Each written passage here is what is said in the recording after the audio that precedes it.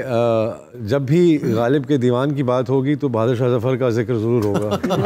तो जिनका वजीफ़ा है उनसे बात की जाए। मैं उस फिल्म की तरफ आता हूँ, मगर एक और सवाल, चूँकि जो लोग भी पूछते हैं, आप दोनों में से बड़ा कौन है? आपको क्या लगता है?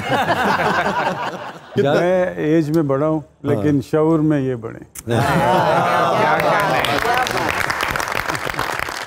तो कैसे आपको एकदम से, मैं इसलिए कह रहा हूँ कि उससे पहले हमने कभी नहीं सुना कि एजाज शाहिद साहब ने कोई फिल्म प्रोड्यूस की हो। बस समझ लें, मुझे खुद भी नहीं इस चीज़ की समझ आई, लेकिन क्योंकि अंदर दूध और खून जो है वो उसमें कुछ ना कुछ तो करना था। क्या आपके वालिद साहब तो एक बड़े नामवर जर्नलिस्ट थे और फलसफी थे, फिल्म मेकर थे। अच्छा, वालदा साहबा का चूँकि हमने बहुत कम, यानी कि इंटरव्यूज़ नीलो साहबा के बहुत ही कम देखने को मिले, मगर वही जो फिलोसफिकल रवैया था वो नीलो साहबा में भी था, या ये है कि वो बिल्कुल जैसे और तरह का मिजाज था? नहीं, क्योंकि हम लोग ज़्यादातर, मैं तो अपने आप को फिल्म फैमिली इसलिए कहता हूँ बिकॉज मेरा आप फर्स्ट फिल्म फैमिली हैं बिल्कुल पाकिस्तान की। तो जब मेरा पहला बुलंदी जब शुरू हुई, मैं नया अमेरिका से आया था और उन्होंने स्टेज पे खड़े करना था, मुहूर्त था, और उन्होंने कहा कि जी वो पर्दा हटेगा। सारी रात मुझे डायलॉग याद कराते रहे, कोई बाल बना गया आके, कोई चमकदार कपड़े पहन आ गया, मुझे पता ही नहीं कि मैंने करना क्या है। तो वो इन्होंने समझा फिल्म कराउन लगे कि मैंने व्याउन लगे। पर्दा खुला ऐसे करके, तो स्टेज पे सामने 200 लोग बैठे थे, तो मुझे वो जो सारी रात याद करता रहा, मुझे भूल गया, सांस मेरा फूल गया, गला चोक हो गया। तो मैंने फिर भी अपने आप को ठीक करना चाहा कि यार किसी तरह बेहतर कर जो, लेकिन जितना भी कर सकता था। तो वो रीमा माशाल्लाह उनका कॉन्फिडेंस ज़्यादा था, तो वो उन्होंने फौरन मेरे डायलॉग भी बोल दिए, अपने भी बोल दिए, सारा वो कवर अप कर लिया उन्होंने। मैं और अपनी गाड़ी में वापस आ रहे थे तो मैंने कहा कि सो सॉरी, मैं वो नहीं हूँ जो आप समझ रही हैं, नहीं कर सका, मेरे में है ही नहीं है। उन्होंने कहा नहीं बहुत अच्छा किया तुमने। मैंने कहा लेकिन मैंने तो बहुत बुरा किया। मैंने कहा आप मदर हैं इसलिए कह रही हैं बहुत अच्छा किया। तो मैंने कहा रीमा ने बहुत अच्छा किया। मैंने कहा कि हाँ उसने तो बहुत अच्छा किया, वो सारी जिंदगी यही अच्छा करेगी, और तुमने अच्छा नहीं किया, तुम सारी जिंदगी अपने आप को ठीक करते रहोगे। वो उस वक्त तो मुझे समझ नहीं आई बात, लेकिन आहिस्ता आहिस्ता जब पंजाबी फिल्में आई, किसी ने कहा जट बन जाओ, किसी ने कहा गंडासा पकड़ लो, किसी ने कहा गन पकड़ लो, किसी ने कहा साइमा को पकड़ लो।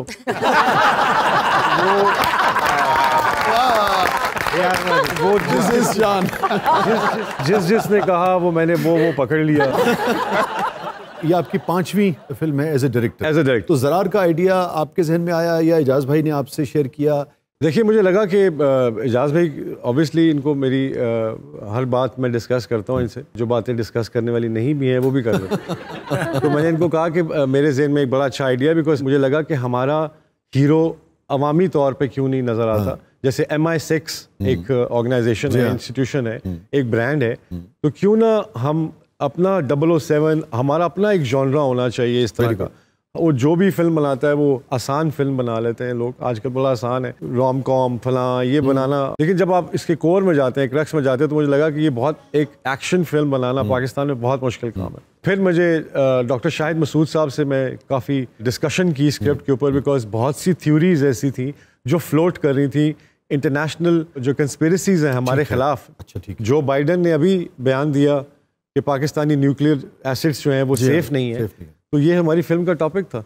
हमने 3 साल पहले मैंने ये टॉपिक लिखा था, और ये जो इकोनॉमिक इंस्टेबिलिटी है और पॉलिटिकल इंस्टेबिलिटी है, ये फिल्म का हिस्सा है कि ये क्यों अफेक्ट आ रहा है, फैक्टर लिस्ट में हम क्यों हैं, कौन वहाँ से प्रेशराइज कर रहा है, कौन लॉबिंग कर रहा है। हॉलीवुड में विलन बनाना मुश्किल है, एक बंदा ढूंढना पड़ता है, जेम्स बॉन्ड के सामने बैठा हो, बिल्ली को प्यार कर रहा हो, एक आंख पत्थर की हो, रशियन हो, उसको बनाना बड़ा मुश्किल है। यहाँ तो हर एयरपोर्ट विलन है।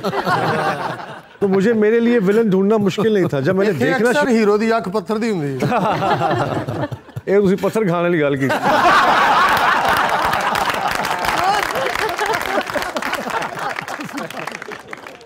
मैं वो बोतल चेक कर नहीं पानी अभी। इजाजत है सर? अच्छा, मुझे सबसे एक तो उम्मीद ये है आपकी फिल्म से, जैसे मैंने अर्थ देखी थी, मैंने तकरीबन मुझे चांद चाहिए भी देखी, ज़िल्ले शाह भी देखी, वो फिल्में थी, स्क्रीन खुलती है, आपको लॉन्ग शॉट में पता लगता है कि यार तुसी लॉन्ग प्ले नहीं देख रहे, ऐसी फिल्म देख रहे हो। तो एक तो उम्मीद ये है कि हमें एक फिल्म देखने को मिलने जा रही है। बड़ी अच्छी आपने ये बात की है। असल में होता ये है कि हमारे यहाँ टेलीविज़न से एक्टर्स ज़्यादा चर्न आउट होते हैं इस वक्त जो फिल्म में आ रहे हैं। टेलीविज़न के अपने कुछ असूल हैं। दुरुस्त कह रहे हैं। उसका लेंस जो है वो इतनी एक्टिंग मांगता है, जो हीरो और हीरोइन के दरमियान जो केमिस्ट्री है वो डेवलप करना बहुत ज़रूरी होती है। वो अक्सर मुझे जब हम मजाजन का वो कर रहे थे शो, तो उन्होंने कहा जी वो तो बड़ा आपका तो बड़ा रोमांस लगता है स्क्रीन पे साइमा बेगम के साथ। मैंने कहा जी बस मैं यही कह सकता हूँ कि जब कैमरा, सैयद नूर साहब भी बैठे हुए थे, तो मैंने कहा वो मैं यही कह सकता हूँ कि जब कैमरा ऑन होता है तो ये मेरी बीवी है, जब कैमरा ऑफ होता है तो इनकी है। आपको अपने आप को उस जगह पे लेके आना पड़ता है जहाँ पे आप उस हद तक किसी को चाहें, वो केमिस्ट्री दिखानी है आपने। तो हमारे यहाँ मुझे लगता है कि रोमांस में बिकॉज टेलीविजन का डेटा ज्यादा है तो अलग रहना है, सेंसरशिप है, वो उस वजह से वो शायद वो एनर्जी क्रिएट नहीं होती। वो लगता है कि कह रहे ने पर लगता नहीं है होएगा, वो अपनी अपनी एनर्जी लेके तुर रहे हो रहे। अच्छा, मुझे अब चूंकि इस पे आना है आपके किरदारों पे, भट्ट साहब बहुत खामोश बैठे हैं, मगर एक सवाल अब बीच में से आ गया तो जी प्लीज। शरारतन, वैसे आप रोमांटिक हैं, यानी कि शान फिल्म स्टार जाती जिंदगी में रोमांटिक मैं कसम खा सकता हूं, सिर्फ साइमा के साथ मैं कसम खा सकता हूं कि इस सेट पे जितने लोग बैठे हैं वो इंतहा के रोमांटिक। अगर मौका मिले तो, और मौका ना भी मिले तो लगता है शान साहब ने ताड़ियां किताबां भी पढ़ ली हैं। वाकई I am really a romantic person. मुझे आप किसी फूल के पास बिठा दे तो मैं फूल के साथ रोमांस करूंगा, मुझे कांटों के साथ बिठा देंगे मैं कांटों के साथ रोमांस कर लूंगा। बिकॉज जब आप अल मुसव्विर कहते हैं ना, सुभान अल्लाह, तो उसके बाद इश्क शुरू हो जाता है। लेकिन अहलिया के साथ रोमांटिक है जी बिल्कुल, बहुत ज्यादा। अमूमन ये होता है कि जैसे शायर हैं या आर्टिस्ट हैं जो भी पब्लिक फिगर्स होते हैं जिनका मिलना जुलना ज़्यादा है, फिर ख़ास तौर पे ख़वातीन से है, उनके लिए बाज़ औक़ात ख़वातीन जो हैं, जो बेगमात हैं, थोड़ा सा इनसिक्योर होती है। मगर आपका काम तो ऐसा है कि बहरहाल भाई आपका प्रोफेशन ऐसा है कि बाहों में बाहें डाली हैं, गोद में उठा लिया है हीरोइन को, बारिश में गाने हो रहे हैं, तो कभी ऐसा हुआ कि भाई अहलिया ने कहा हो कि थोड़ा सा ज़्यादा हो गया शान? नहीं, तो कुड़ी यानी चौक में आटे वाली बोरी चुकी थी। नहीं, वो बिल्कुल ज़ाहिर है एक औरत होने के नाते उनको ज़रूर फील होता होगा, लेकिन उनका इसका जिक्र कभी उन्होंने मुझे नहीं किया, कभी नहीं किया, इसलिए कि वो समझती हैं कि मुझे आज़ादी जितनी मिलनी चाहिए उतनी होनी चाहिए एक आर्टिस्ट के पास। तो I think finding the right person on the journey of life is the key.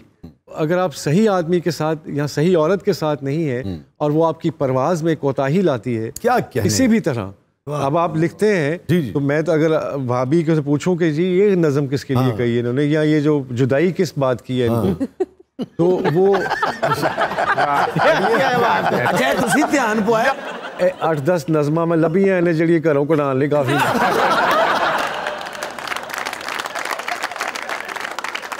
तो वो शायर का एक तख्लीकी अमल है, उसमें आज़ादी ये ना हो कि एनी को डांट पै जाए कि जो भी हिजर लिखन तो डरन। अच्छा, शायरी दी कोई गजल पढ़ी जाए ना तो फौरन अगली गजल तरला लिख लेता। नहीं माशाल्लाह बहुत कम होता है कि ये मिजाज एक तो दिखने में और लिखने में दोनों में खूबसूरत है। अगर ये शो में ना होते तो मैं इनको फिल्म ऑफर कर चुका होता कि भाई आप तो माशाल्लाह हीरो हैं और गुड लुकिंग आदमी है, तो ये जो मिजाज है। और फिर मैं ये सवाल, ये इतना बड़ा आदमी कह रहा है कि मैं इनसे लिखवा लूंगा ये भी।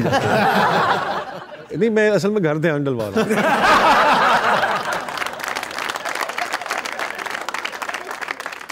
शादी तो सब करते हैं, मतलब एक अमल है। आप कई लोग लव मैरिज करते हैं, कई लोग अरेंज मैरिज करते हैं।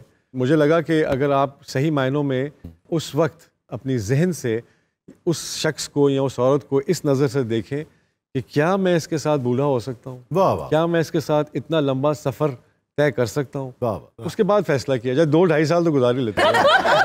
बहुत अच्छा शेर याद आ गया। एक दूजे को बूढ़ा होते देखा है, एक दूजे को बूढ़ा होते देखा है, बोलो और मोहब्बत किसको कहते? वाह वाह, क्या बात।